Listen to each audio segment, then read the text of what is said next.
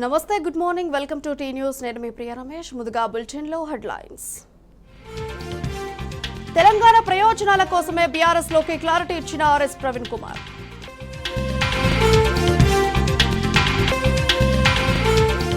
ఇవాళ కేసీఆర్ సమక్షంలో బీఆర్ఎస్ లోకి ఆర్ఎస్పీ, వెంట రానున్న అనుచరులు, అభిమానులు.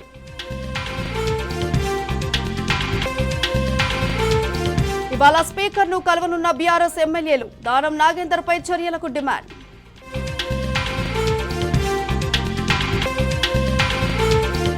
పాలమూరు ప్రాజెక్టుపై కేంద్రం కుట్రలు, రాష్ట్ర ప్రభుత్వ నిర్లక్ష్యంతో భారీ నష్టం.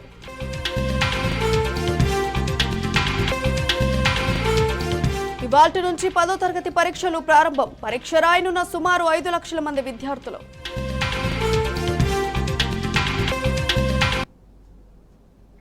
ఇక బులెటిన్ డీటెయిల్స్ చూస్తే, తెలంగాణ విశాల ప్రయోజనాలను దృష్టిలో ఉంచుకొని బీఆర్ఎస్ పార్టీలో చేరుతున్నట్లు ఆర్ఎస్ ప్రవీణ్ కుమార్ తెలిపారు. బీఆర్ఎస్ అధినేత కేసీఆర్ సమక్షంలో గులాబీ కండువా కప్పుకుంటున్నట్లు ప్రకటించారు. ఎక్కడా ఉన్న బహుజనుల ప్రయోజనాలను కాపాడతారని చెప్పారు. ఈ మేరకు వందలాది మంది శ్రేయోభిలాషులు, అభిమానులతో మేధోమథనం చేసినట్లు ఆర్ఎస్పీ ప్రకటించారు. నేను ఏ నిర్ణయం తీసుకున్నా నా వెంటనే నడుస్తున్న అభిమానులకు కృతజ్ఞతలు తెలిపారు.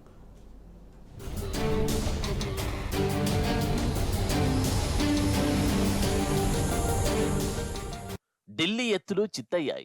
బీజేపీ విరచిత చిత్రం తిరగబడింది. బీఎస్పీతో బీఆర్ఎస్ పొత్తును విచ్ఛిన్నం చేసిన తెల్లారే బీఎస్పీ రాష్ట్ర మాజీ అధ్యక్షుడు ఆర్ఎస్ ప్రవీణ్ కుమార్ సంచలన నిర్ణయాన్ని వెల్లడించారు. తన రాజకీయ భవిష్యత్తుపై శ్రేయోభిలాషులు, ఆప్తులు, అభిమానులతో సమావేశమై రాజకీయ నిర్ణయాన్ని ప్రకటించారు. అందరి అభిప్రాయాలను పరిగణలోకి తీసుకుని బీఆర్ఎస్ లో చేరాలని నిర్ణయించుకున్నారు. సోమవారం బీఆర్ఎస్ అధినేత కేసీఆర్ సమక్షంలో గులాబీ కండువ కప్పుకోనున్నారు. ఈ విషయాన్ని ఎక్స్ వేదికగా ఆదివారం ప్రకటించారు. తెలంగాణ ప్రజల విశాల ప్రయోజనాలను దృష్టిలో ఉంచుకునే బీఆర్ఎస్ లో చేరుతున్నాను అని తేల్చి చెప్పారు.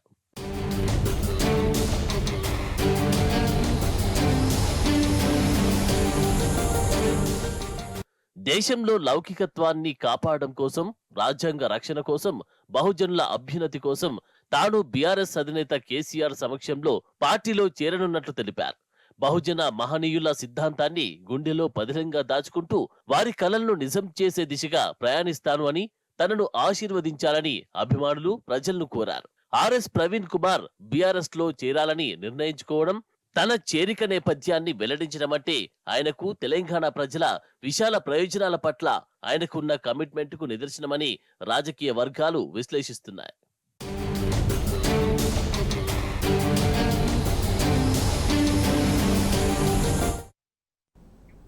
ఎమ్మెల్సీ కవిత అక్రమ అరెస్టును సవాల్ చేస్తూ ఇవాళ ఆమె భర్త అనిల్ సుప్రీంకోర్టులో కంటెంప్ట్ అఫిడవిట్ వేయనున్నట్లుగా తెలుస్తోంది.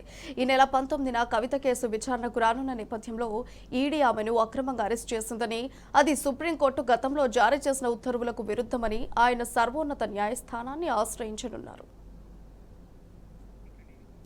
ఇక ఆదివారం ఎమ్మెల్సీ కవితను ఢిల్లీలోని ఈడీ కార్యాలయంలో విచారించారు. విచారణ సందర్భంగా ఈడీ అధికారులు అడిగిన ప్రశ్నలకు ఆమె సమాధానం ఇచ్చినట్లుగా తెలుస్తోంది. విచారణను అధికారులు వీడియో రికార్డు చేసినట్లు తెలుస్తోంది. విచారణ అనంతరం బీఆర్ఎస్ వర్కింగ్ ప్రెసిడెంట్ కేటీఆర్, మాజీ మంత్రి హరీష్ రావు, ఆమె భర్త అనిల్, న్యాయవాది మోహిత్ రావు కవితను కలిశారు. అధికారులు అడిగిన ప్రశ్నలకు తాను సమాధానం చెప్తూనే తనపై మోపిన అభియోగాలన్నీ అభియోగాలుగానే మిగిపోతాయని, తాను కడిగిన ముత్యంలా బయటికి వస్తానని ఆమె వారితో చెప్పినట్లు తెలుస్తోంది.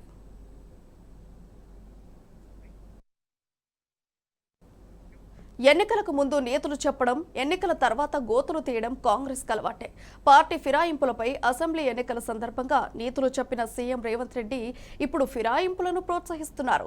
ఎమ్మెల్యే దానం విషయంలో స్పీకర్ బీఆర్ఎస్ ఎమ్మెల్యేలను నిర్లక్ష్యం చేశారు.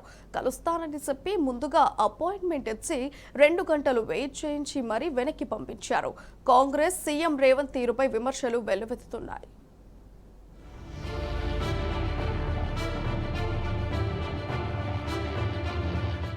పార్టీ ఫిరాయించిన ఖైరతాబాద్ ఎమ్మెల్యే దానం నాగేందర్ పై అనర్హత వేటు వేయాలని కోరేందుకు బీఆర్ఎస్ ఎమ్మెల్యేలు చేసిన ప్రయత్నంపై స్పీకర్ ప్రసాద్ కుమార్ స్పందించలేదు.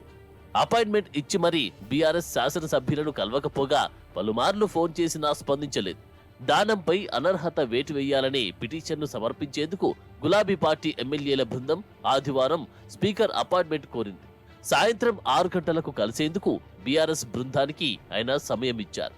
దీంతో ఎమ్మెల్యేలు పాడి కౌశిక్ రెడ్డి, మాగంటి గోపీనాథ్, కాళేరు వెంకటేష్, ముఠా గోపాల్, బండారు లక్ష్మారెడ్డి ఎమ్మెల్యేల నివాస సముదాయంలోని స్పీకర్ నివాసానికి నిర్దేశిత సమయానికి వెళ్లారు. అయితే స్పీకర్ ఇంట్లో లేకపోవడంతో సాయంత్రం 6 గంటల నుంచి రాత్రి 8:30 వరకు అక్కడే నిరీక్షించారు. ఫోన్ చేసిన స్పీకర్ ఎంతకు స్పందించకపోవడంతో సుమారు 2 గంటల పాటు వేచి చూసి చివరికి వెనుతిరిగారు. సీఎం రేవంత్ రెడ్డి ఒత్తిడితోనే స్పీకర్ తమను కలవలేదని బీఆర్ఎస్ ఎమ్మెల్యేలు ఆరోపించారు. తాము ఎదురు చూస్తున్నామని పలుమార్లు ఫోన్ చేసినా స్పీకర్ స్పందించలేదని, ముందు అపాయింట్మెంట్ ఇచ్చి కలవకపోవడం బాధాకరమని ఎమ్మెల్యే పాడి కౌశిక్ రెడ్డి అన్నారు. ఇవాళ మరోసారి కలిసి ఎమ్మెల్యే దానంపై అనర్హత వేటు వేసే పిటిషన్ను సమర్పిస్తామని చెప్పారు.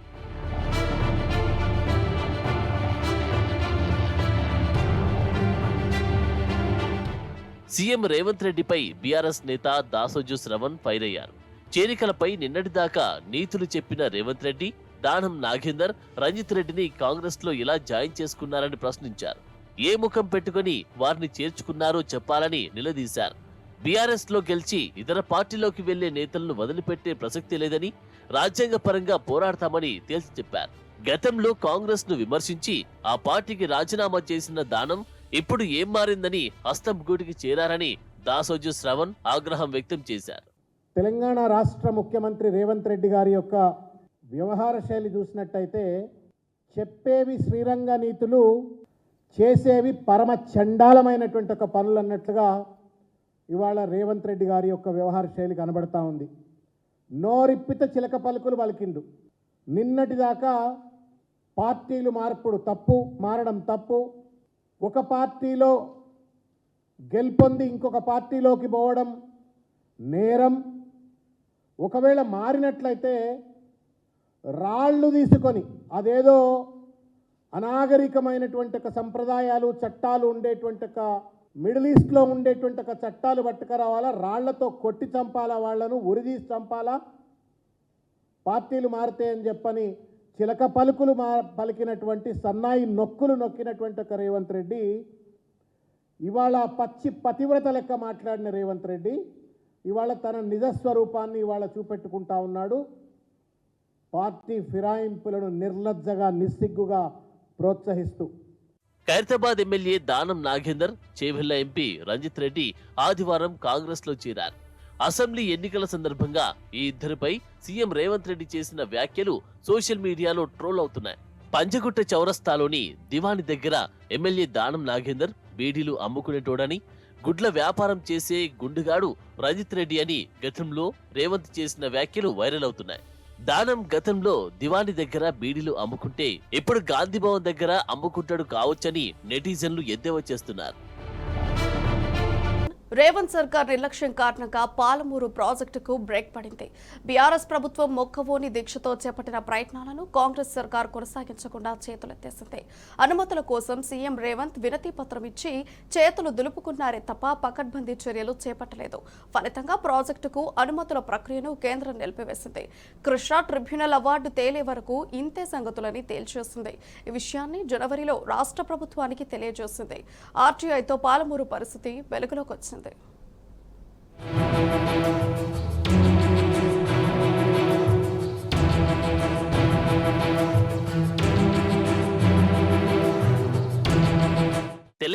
తొలి ప్రభుత్వం ప్రతిష్టాత్మకంగా చేపట్టిన పాలమూరు రంగారెడ్డి ఎత్తిపోతల పథకం అనుమతుల ప్రక్రియకు బ్రేక్ పడింది. రేవంత్ సర్కార్ నిర్లక్ష్యం కారణంగా పాలమూరు బిడ్డల దశాబ్దాల కళ ప్రశ్నార్థకంగా మారింది. ట్రిబ్యునల్ అవార్డు తేలే వరకు PRL IS DPR ను పరిశీలించలేమని కేంద్ర జలశక్తి శాఖ తేల్చి చెప్పింది. పాలమూరు రంగారెడ్డి ప్రాజెక్టుకు జాతీయ హోదాను ఇవ్వాలని, ప్రాజెక్టుకు త్వరితగతిన అనుమతులు మంజూరు చేయాలని కేంద్ర జలశక్తి మంత్రి గజేంద్ర సింగ్ షెకావత్ ను జనవరి 4న సీఎం రేవంత్ రెడ్డి వినతి పత్రం అందజేశారు. అయితే సీఎం చేసిన వినతి, ప్రస్తుత పరిస్థితి, కేంద్ర జలశక్తి శాఖ తీసుకున్న నిర్ణయాలు తదితర వివరాలను ఇవ్వాలని సీనియర్ జర్నలిస్ట్, సమాచార హక్కు చట్టం కార్యకర్త ఎనుగంటి రవికుమార్ RTI ద్వారా కోరారు. అందుకు కేంద్ర జలశక్తి శాఖ తాజాగా సమాధానమిచ్చింది. తెలంగాణ సీఎం చేసిన వినతిపై జనవరి 29నే సిడబ్ల్యూసీ సమాధానమిచ్చిందని, అందుకు సంబంధించిన ఫైనల్ రిప్లై కాపీ తమ వద్ద అందుబాటులో లేదని వెల్లడించింది. అదేవిధంగా Palamuru Rangareddy lift irrigation scheme కు సంబంధించిన డిపిఆర్ ను సిడబ్ల్యూసీ అనుమతుల కోసం 2022 సెప్టెంబర్ 13న సమర్పించారని కేంద్ర జలశక్తి శాఖ వెల్లడించింది.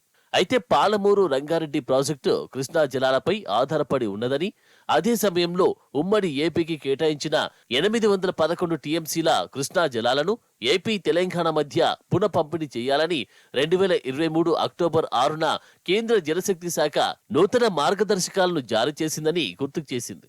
నూతన టీఓఆర్ ప్రకారం కృష్ణా జలాల పంపిణీ ట్రిబ్యునల్లో విచారణ అంశంగా ఉందని వివరించింది. ప్రస్తుతం సబ్ జ్యుడిస్ గా ఉన్న నేపథ్యంలో ట్రిబ్యునల్ తుది అవార్డు వచ్చే వరకు పాలమూరు రంగారెడ్డి ప్రాజెక్టు డిపిఆర్ ను పరిశీలించలేమని తేల్చి చెప్పింది. అదేవిధంగా ఈ ప్రాజెక్టును ప్రస్తుతం పీఎం కేసువై సత్వర సాగునీటి ప్రయోజిత కార్యక్రమం కింద చేర్చాలని చూస్తున్నట్టు సమాచారమిచ్చింది.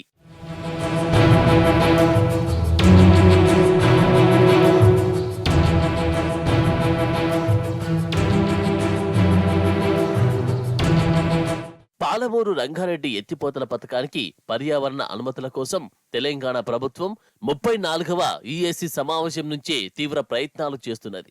ఈఏసీ సభ్యులు సందేహాలను లేవనెత్తుతూ నివేదికలను కోరుతూ వాయిదా వేశారు. ఒక దశలో ప్రాజెక్టుకు పర్యావరణ అనుమతుల మంజూరును సైతం తిరస్కరిస్తూ ప్రాజెక్టు ప్రతిపాదనలు పక్కన పెట్టారు.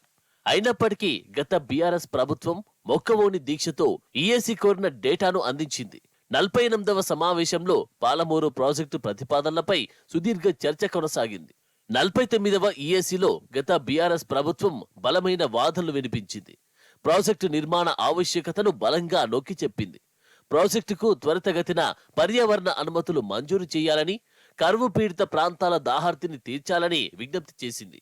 ప్రాజెక్టు పర్యావరణ ప్రభావ అంచనాల నివేదికను పరిశీలించిన ఎక్స్పర్ట్ అప్రైజల్ కమిటీ ప్రాజెక్టుపై సంతృప్తి వ్యక్తం చేస్తూ పర్యావరణ అనుమతులు ఇవ్వొచ్చని సంబంధిత మంత్రిత్వ శాఖకు 2023 ఆగస్టు 10న సిఫారసు చేసింది. నాటి నుంచి ఆ దస్త్రం కేంద్రం వద్ద పెండింగ్ లోనే ఉన్నది.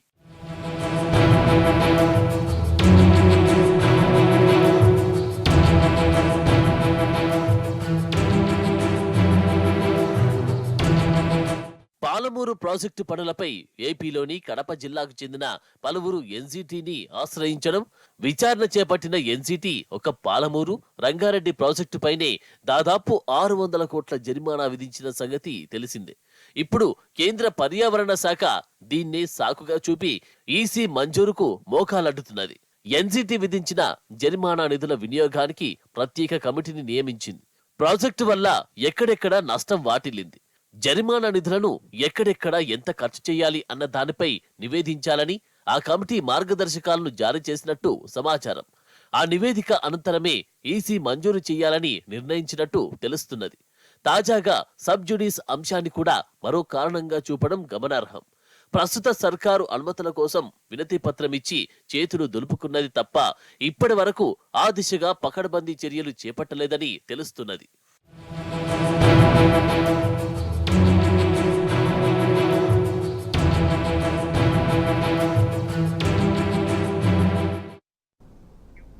కాంగ్రెస్ పార్టీ 100 రోజుల పాలనా డెడ్లైన్ ముగిసింది.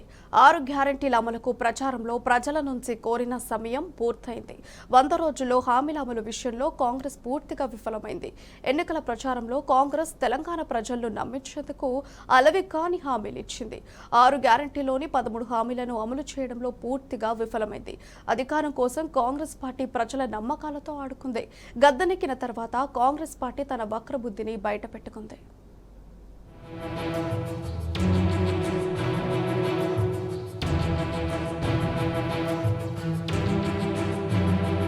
4 కోట్ల ప్రజలను నమ్మించి కాంగ్రెస్ పార్టీ మోసం చేసిందని తెలంగాణ సమాజం బగ్గుమంటున్నది.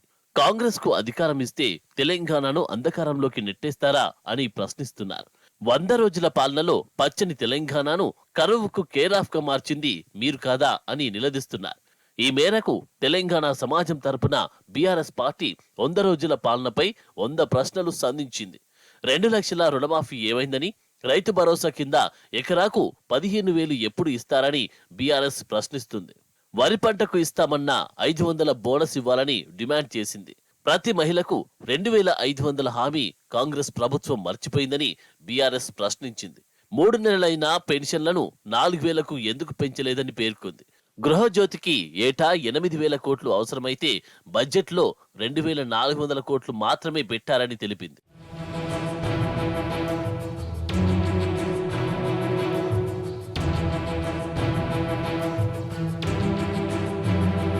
అన్ని వర్గాలను కాంగ్రెస్ పార్టీ హామీలతో మోసం చేసిందని బీఆర్ఎస్ ప్రశ్నించింది. అంబేద్కర్ అభయహస్తం పథకం అడ్రస్ లేకుండా చేశారని బీఆర్ఎస్ ట్వీట్ చేసింది. మేడిగడ్డ బ్యారేజ్పై కాంగ్రెస్ కుట్ర చేసిందని ఆరోపించారు. పంట చేతికొచ్చే సమయంలో రైతులకు సాగునీళ్లు ఇవ్వకపోవడం ఘోరం కాదా అని ప్రశ్నించింది. సమైక్య రాష్ట్రంలో కొనసాగిన రైతు ఆత్మహత్యలకు మళ్లీ తెరలేపిన నేరానికి కాంగ్రెస్ కు శిక్ష తప్పదని బీఆర్ఎస్ స్పష్టం చేసింది. సాగునీటి ప్రాజెక్టులను కేంద్ర ప్రభుత్వానికి ఎందుకు అప్పగించారని ప్రశ్నించింది. మిషన్ భగీరథను మూలన పడేసి మళ్లీ ట్యాంకర్ల రాజ్యం తీసుకువచ్చేలా రాష్ట్రంలో పాలన సాగుతుందని తెలిపింది. ఆటో డ్రైవర్ల పొట్టగొట్టి ఏటా ఇస్తామన్న 12,000 ఎగ్గొట్టాలని కాంగ్రెస్ పన్నాగమని పేర్కొంది. ప్రపంచం మెచ్చిన టీఎస్ ఐపాస్ ను కూడా అమలు చేయకపోవడంపై తీవ్ర విమర్శలు వ్యక్తమవుతున్నాయి. కళ్యాణ లక్ష్మి పథకంతో ఇస్తామన్న తులం బంగారం ఏమైందని బీఆర్ఎస్ ప్రశ్నలు సంధించింది.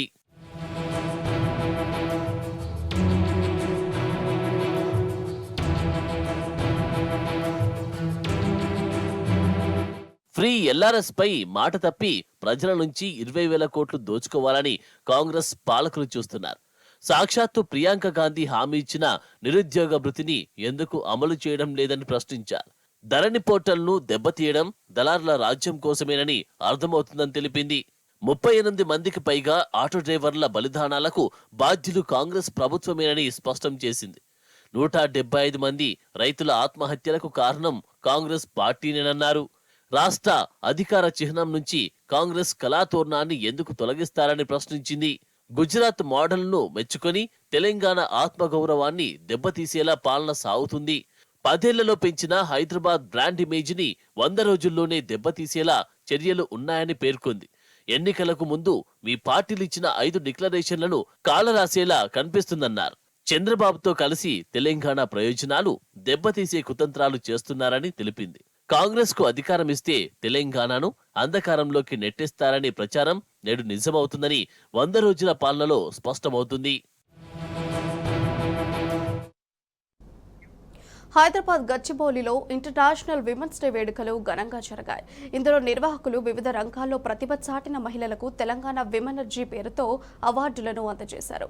ఈ కార్యక్రమంలో T News political journalist, special correspondent Swetcha Votarkar Telangana విమెనర్జీ అవార్డును అందుకున్నారు.